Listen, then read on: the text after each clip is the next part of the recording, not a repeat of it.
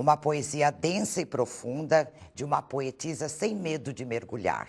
Um exercício de sobrevivência. O Arte e Letra recebe hoje uma autora da nova geração que inspira e respira poesia e vida. O Arte e Letra volta já.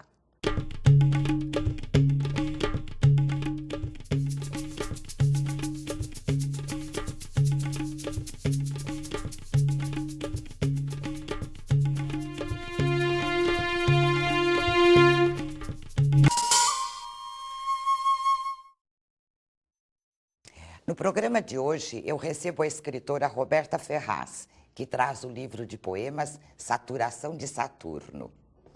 Obrigada, Roberta, por sua presença. Eu que agradeço muito, Maria José. É sempre um prazer ter você aqui conosco. Roberta, você diz que escreve e lê terra e astros, ofício e liturgia e diários. É essa a sua rotina? Eu tento fazer com que seja a rotina de uma deliberação para a escrita absoluta, né, de um vínculo. E a escrita é a escrita de tudo. Quer dizer, é dar significado para as coisas, é escrever os astros, né, junto com lê-los, escrever a cidade. Como é que é escrever os astros, ler os astros, ler a cidade, escrever a cidade? É buscar poesia nas coisas, é buscar uma intenção de maravilhamento, de surpresa. E o céu está aí com uma caligrafia incrível, movente, antiga. Para quem sabe olhar isso e entender, todo mundo, não é? Mas você pode inventar, né? Cada mitologia inventou uma leitura do céu, cada cultura tem a sua leitura do céu. Então, o céu ele é um livro aberto. Para qualquer pessoa, quem quiser. Não é?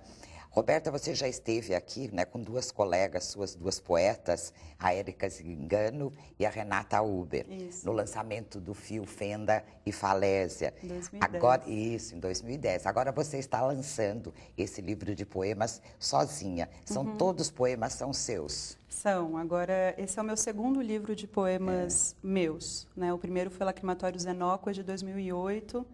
E agora, depois dessa experiência coletiva com as meninas, que foi incrível, foi de uma abertura a um material de poesia diferente, eu vivi esse recolhimento do Saturação de Saturno. Você faz realmente um agradecimento a elas no final, e elas têm também, parece que o agradecimento delas é um poema que cada uma delas pôs. Recebe, né? De certa forma eu dedico a elas, inclusive um poema com saudade do Fio, Fenda, Falésia, que é muito diferente a experiência de escrever poesia sozinha e escrever poesia com amigas. Como é que nasceu a inspiração para esse seu novo livro?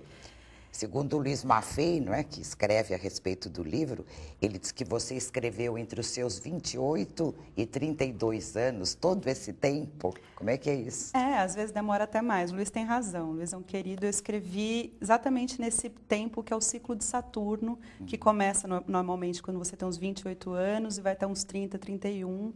Então, foram 4 anos escrevendo esses poemas. Eu não sabia ainda exatamente que eles iam ser organizados nesse livro.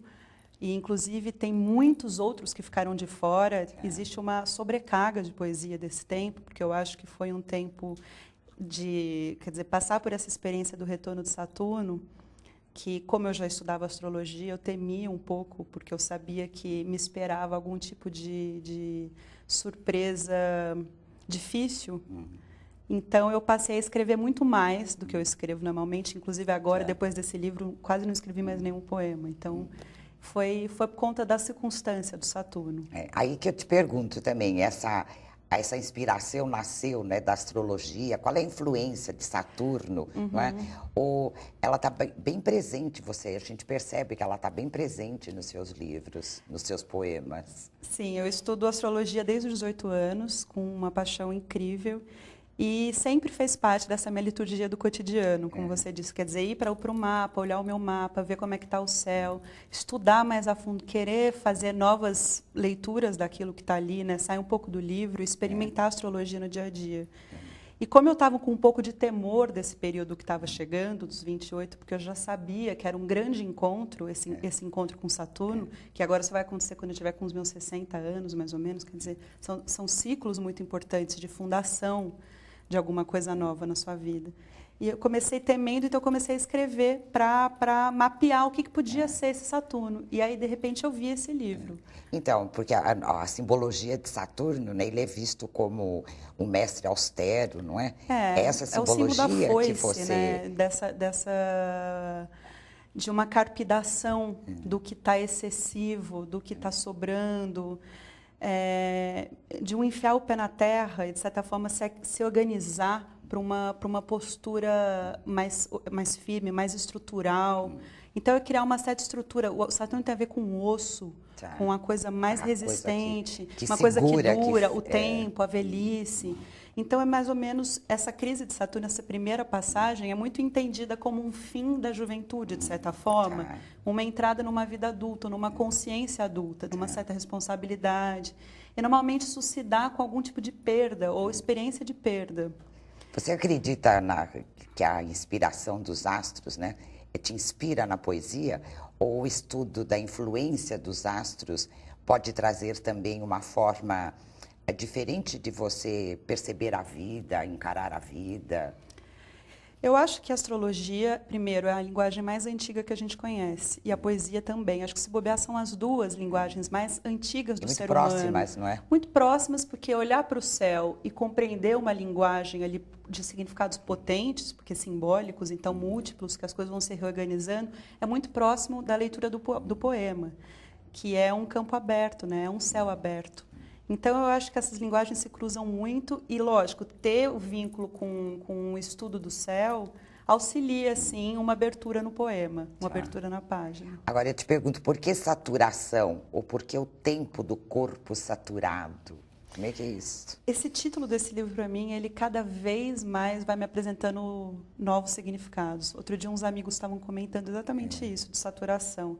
Porque saturação quer dizer, é um excesso que já chegou, já gastou. Além né? da sonoridade. Além da sonoridade, né? Lógico, porque toda a parte musical do está livro, presente, para mim, é um fundamento se do poema. brinca com as palavras, com o som das palavras. Exatamente, né? é um tocar de sino, né? Saturação de Saturno. Você sente uma toada, mas tem essa ambiguidade de Saturno ser ao mesmo tempo a foice e a saturação ser o excesso. Então tem um paradoxo aqui de...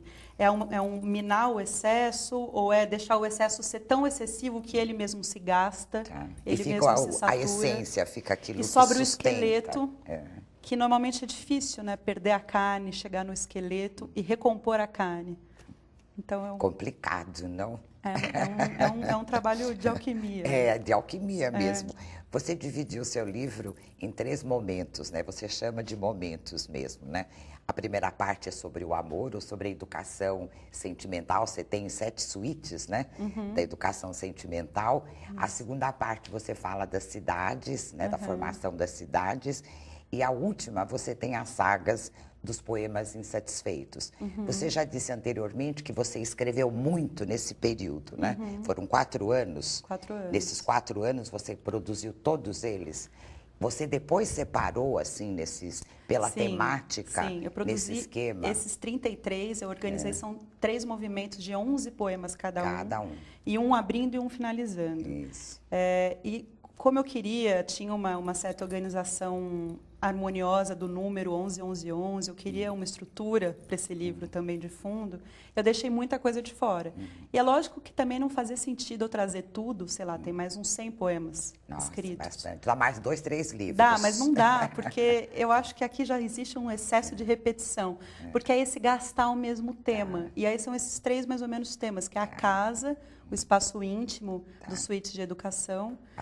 Então, as cidades, depois você já amplia um pouquinho o campo, e as sagas dos poemas insatisfeitos, para mim, são um pouco cartas deixadas no mar, numa garrafinha. Então, eles já têm uma vontade de ir para o mundo, mas ainda um pouco perdidos, assim. Eu acho que tem essa dimensão da casa para a cidade e para o mundo. Ao mesmo tempo que você fala, né, de amor, você fala de morte e de renascimento. Eu pergunto para você, é a tríade essencial necessariamente essa?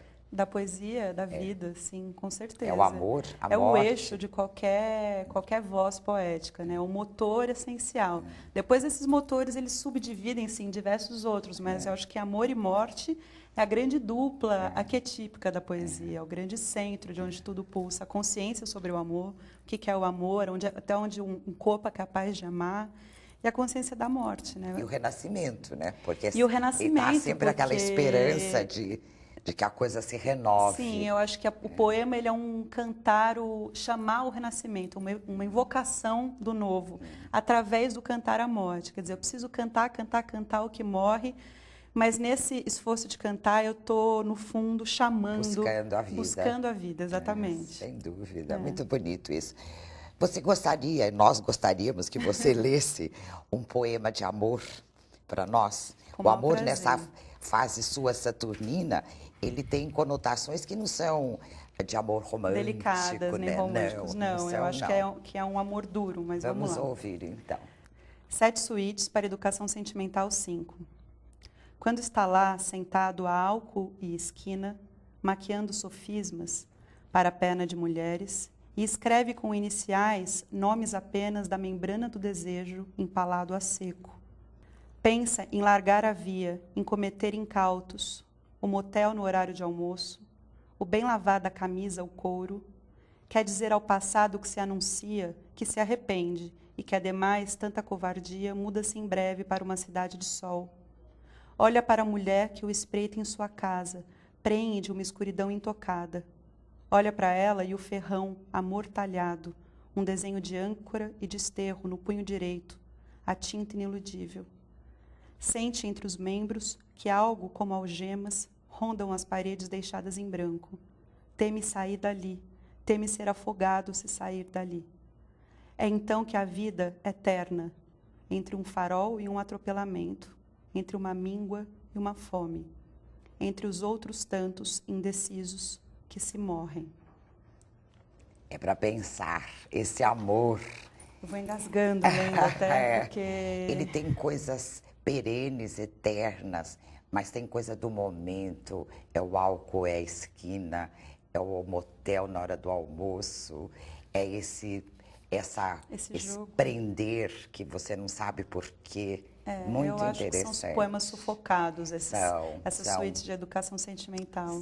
São sim. Né? E é uma brincadeira com aqueles antigos livros de educação para moças. Exato, como se deveriam comportar. Exatamente. Então, aqui quer dizer, não siga aquilo porque está tudo já falhado. Não, já. Né? Deixe ir, porque olha o caminho é outro. Olhe para o real, olha o que está acontecendo. Olha o que está em volta, não é? Exatamente. Muito interessante. Daqui a pouco nós vamos falar mais um pouquinho sobre poesia e o seu livro Saturação de Saturno. O Arte e Letra vai para um rápido intervalo e volta já.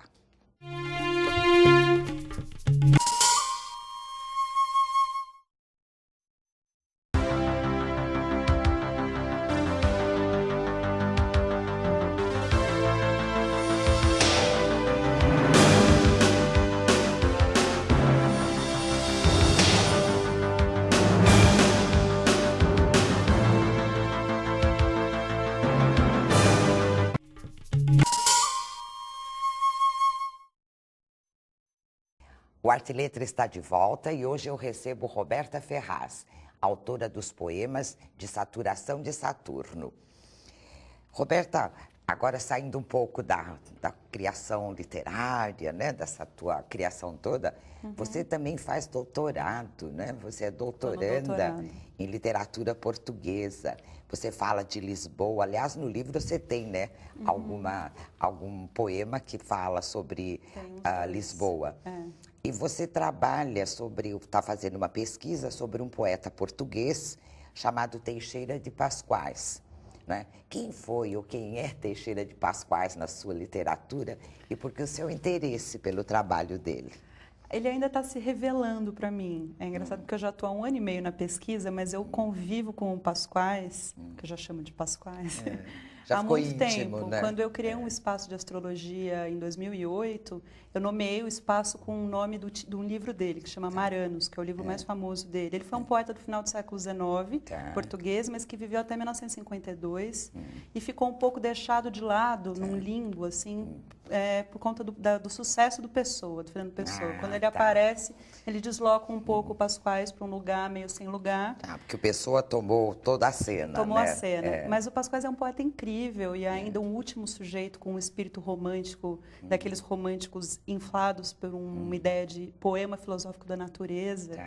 Ele escreveu diversos livros, mas ele tem uma coisa de ter sido uma pessoa que foi morar no alto de uma montanha, construiu, praticamente desenhou a casa dele com símbolos esotéricos. Ele tinha uma vivência do natural e da natureza muito simbólica e muito prenhe de ocultismo, mas um ocultismo nada ortodoxo, uma visão bem livre.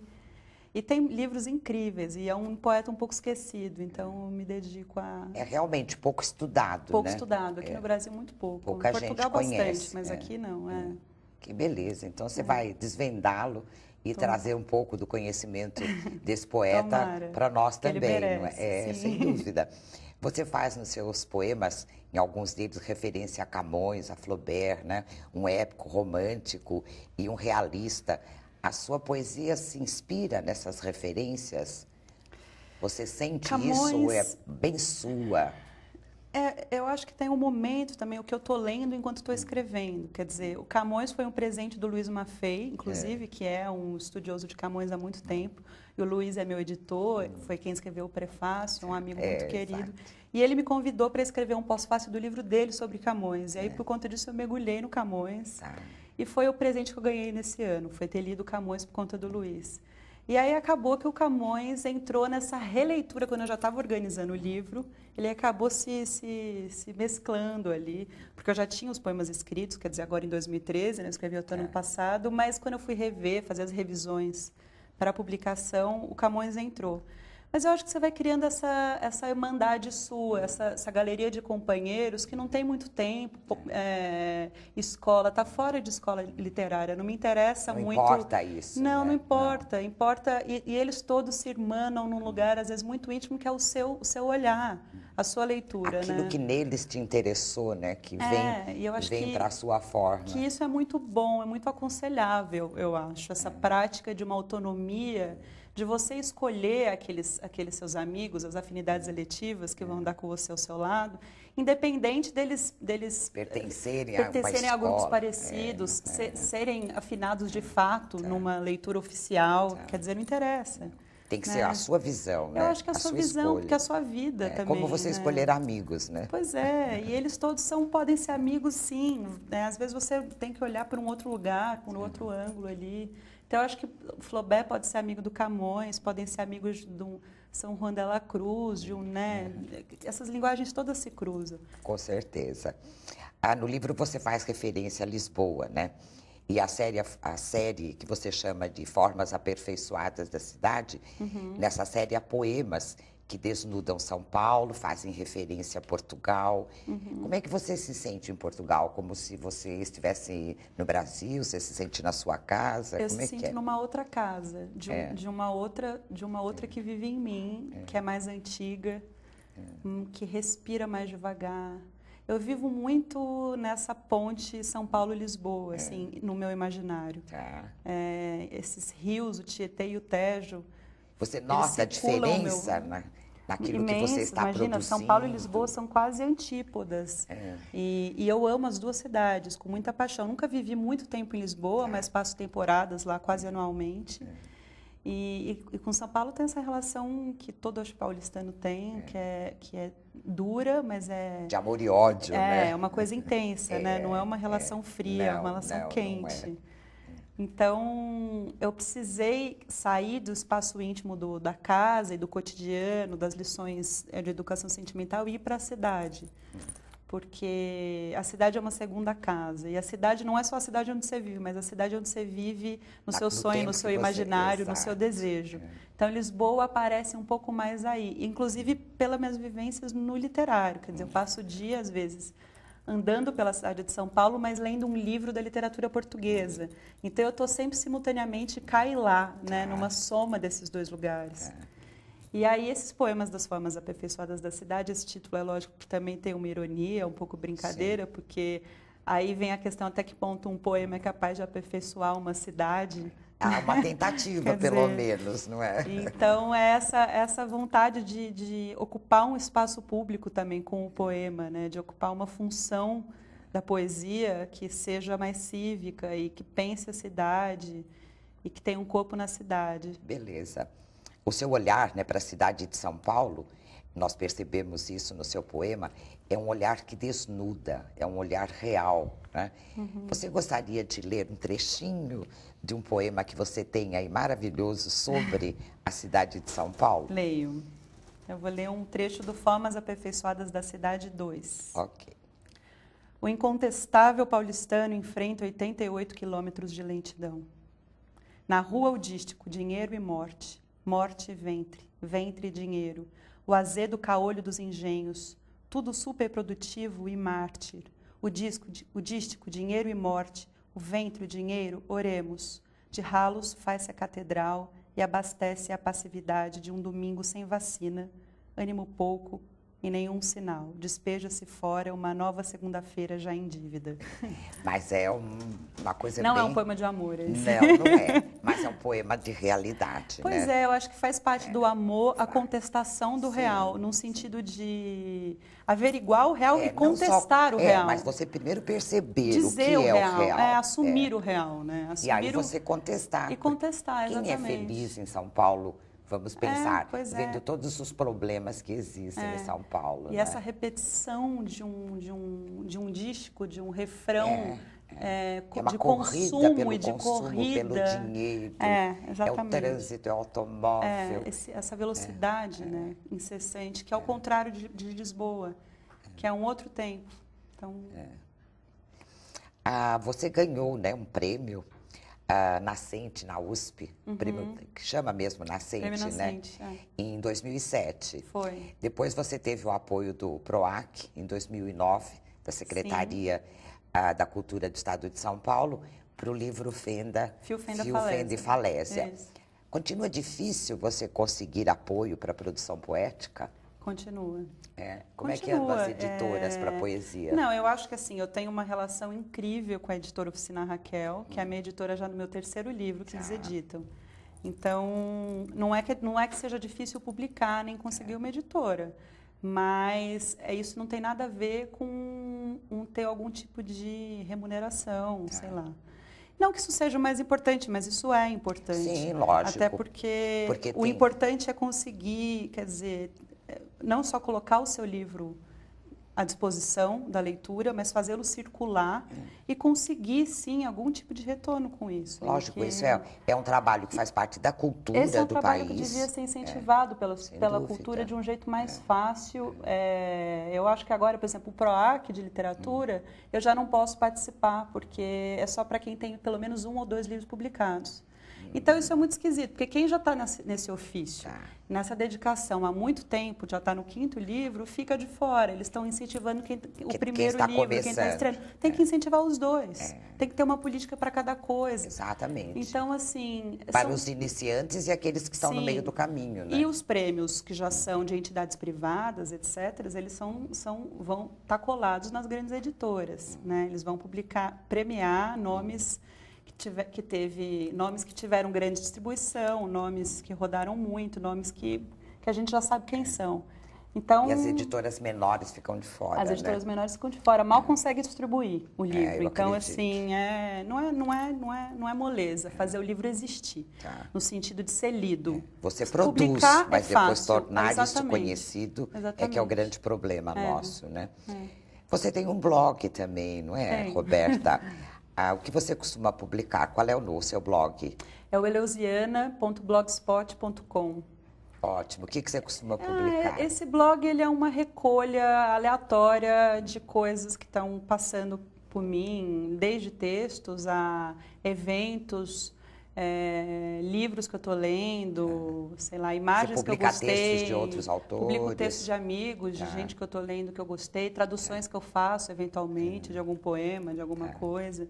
Então, ele é um espaço mesmo de recolha dessas... Ele é como funciona um pouco como um diário, mas não no sentido confessional, mas de recolha de coisas que eu estou gostando, que eu li, trocas. Se abastece semanalmente? Semanalmente, Tem épocas que um pouco mais, né? Aquela coisa... Depende do movimento da semana, Depende do movimento da semana. Então, Roberta, para encerrar, eu gostaria que você lesse um trechinho dos últimos momentos aí, que é dos poemas, a saga dos poemas insatisfeitos. Vamos. Então, eu vou ler esse poema que não é tão comprido, a saga dos poemas insatisfeitos 1.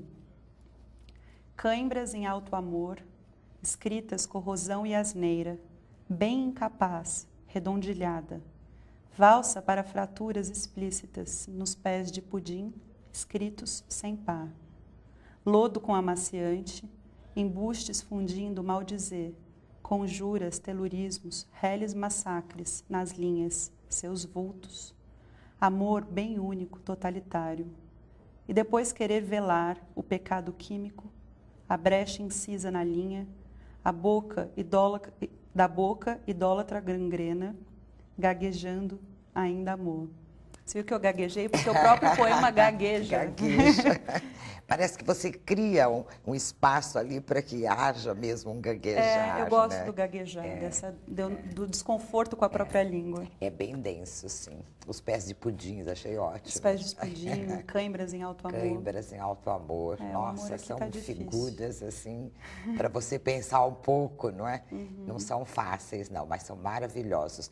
A gente percebe um trabalho artístico aí profundo, de meditação, de entrega, de busca da palavra que traga essa surpresa para a gente ao ler.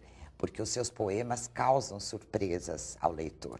São maravilhosos. Obrigada. Parabéns. Obrigada. Mais alguma coisa produzindo aí? Agora eu estou com um projeto com um amigo, pelo PROAC também, de novo. Mas é de um livro de artista. A gente está trabalhando sobre retratos de túmulos. Ah, que interessante. Então, é uma questão de escrita e memória e fotografia. O trabalho está indo um pouco para a fotografia, porque ele é artista plástico, que Lucas Simões. Juntar as várias Sim, fontes. é um artista plástico e uma escritora, então a gente vai ver o que vai sair daí. Muito obrigada. Obrigada, Maria José. Sucesso sempre com seu livro. Obrigada, prazer. No programa de hoje, eu conversei com a escritora Roberta Ferraz, autora dos poemas de Saturação de Saturno. O Arte e Letra fica por aqui. Muito obrigada pela companhia e até o próximo programa.